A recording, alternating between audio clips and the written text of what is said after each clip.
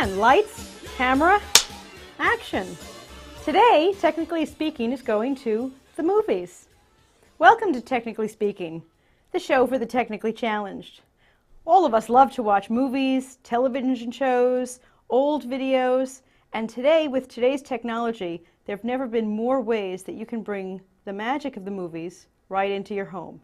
So we're going to talk about some of your options today, whether they are streaming movies from outside sources, or even taking your own DVD collection and putting them on some of your portable devices. So sit back, relax, and maybe make a little popcorn during Technically Speaking. Most of us have some sort of a cable or satellite plan for our televisions, and there's plenty of content that you can watch there. But whether there's more things you would like to see, or you're interested in specialized things, there are plenty of channels out there available. Things like Netflix, Hulu, Pandora for music, all sorts of options. Even specialized things like National Geographic, The Doctors, that you can get just that channel. The question is, how do you get it? Right now, you have a television and in some sort of a converter box. You pick up your remote and whatever they show you, that's pretty much what you have. But there's plenty more out there that you can get. If you've recently bought a brand new TV, you might have even gotten something like a Google TV or some other television that comes equipped with internet streaming possibilities. But even if you haven't bought a TV in the last 4 months or so, there are plenty of other ways of getting them. Today we're going to talk about two of the big ones, Netflix, Hulu, and we're going to see a lot of other different things that we can stream into our television and how to do it as inexpensively as possible. Two of the options that I have here are streaming these things through an Xbox or through a Roku box. There are other options. For example, if you have a Blu-ray disc player, it often comes with streaming capabilities. Other video game systems or television streamers do the same thing, but we'll work with these two, and they all set up pretty much the same as these. So first thing you'll want to do is take your device and plug it into your television. So let me make a little room here so we can do that. Here on my Xbox, I have it plugged in to the HDMI plug. If you look on the back of the TV, there are all sorts of options. Your cable is probably going into this box here. There are also options on this television for plugging in a computer. This is an HDMI plug.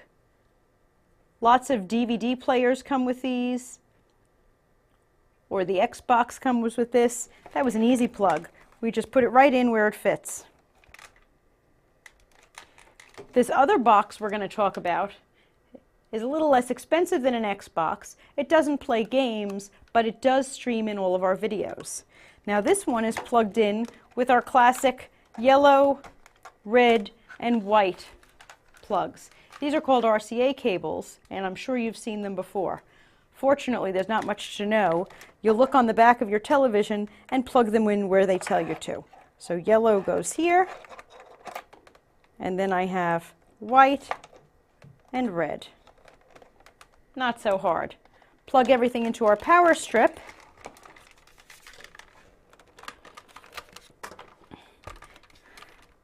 And once I turn our television on the television itself, you'll probably have an input button. If I press the input button, you'll see that I have different choices here. If I were going to watch regular TV, like through my cable network or something, I would go to that. Let me go back to my little input box. We'll know that HDMI is where I plugged in our Xbox. So when I press the HDMI, our Xbox is going to come up. And then finally, if I press on this input button, because if I put in two different inputs, AV is where we put our Roku box. So that's all there is to plugging these things in. Basically, you're going to take it out of the box, plug it into your power source, and plug it into your television. Again, looking to see on your TV exactly what plugs you have. Well, since I've already launched the Roku box, let's take a look at that one. Roku boxes are available in all sorts of different stores, and as I mentioned, if you don't have a Blu-ray disc player or some sort of a gaming system, this might be the cheapest way to stream content onto your television. Once you've plugged it in, they're going to show you a bunch of different channels here. I'm just going to flick through some of them. We have anything from a Disney Channel, Fox News. Look at this, a channel just for Italian food. And you could look through all of these different channels. Some of these channels are available for free. Others have a subscription fee associated with them. Usually the subscription fees aren't very high. Here we go, Amazon, Crackle. I think you'll definitely find something here that you want. Even a channel just for the NBA.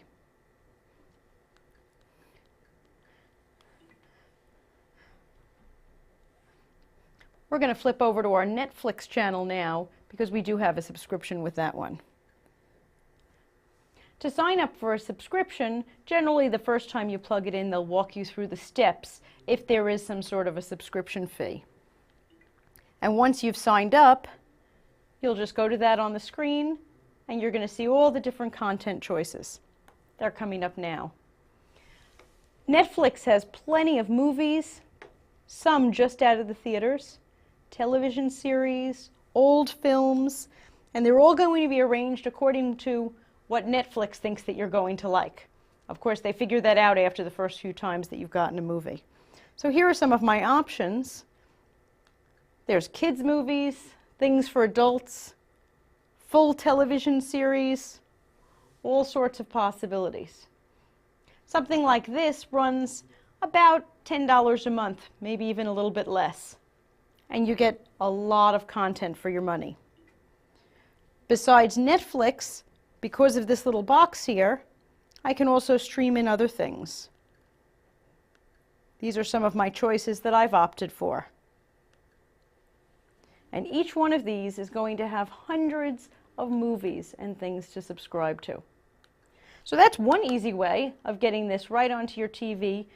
And this television wasn't bought just recently. It's not one of those fancy computerized ones. Many of you, especially if you have children, might already have an Xbox in your house. If you already have an Xbox or a PlayStation or something like that, that will also stream this content. Well, the first thing I'm going to do, rather than even just unplug this, I'll go back to my input button here and switch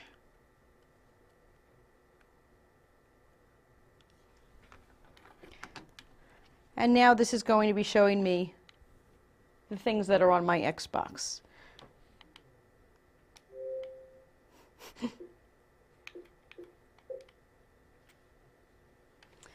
Once it logs you in for the first time, or for me it's not even our first time, there we go, we'll be able to get to all of our content.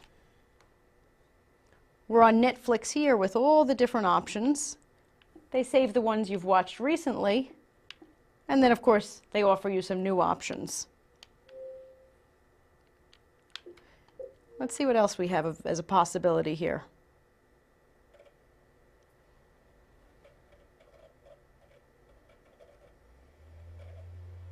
Here we go. This is all streaming from my Xbox there. Hulu, music players, picture videos, Netflix, all sorts of things. And if you have one of those in your house, you're getting all of this for free. So these are just some options to television viewing and movie viewing. Next, we're going to talk about ways that you can use your own DVD collection to maybe put them on some of your devices, watch them in the car, when you're away, or in other rooms in your house.